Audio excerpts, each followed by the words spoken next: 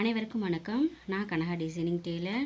நாம் இன்றைக்கி ஒரு சப்ஸ்கிரைபரோட டவுட்டை தான் வந்து கிளியர் பண்ண போகிறோம். என்ன அப்படி சொல்லி பார்த்தீங்கன்னா, துணியில் வந்து தையல் போட்டிருக்கிறது வந்து லூஸாக இருக்குது அப்படின்னு சொல்லியிருக்காங்க. அவங்க என்ன மாதிரி கிளாத்துங்கிறத வந்து சொல்லவே இல்லை.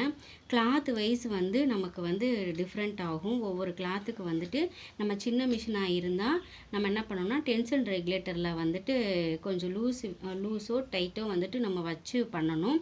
அப்படின்னா தான் வந்து தையல் வந்து வரும்.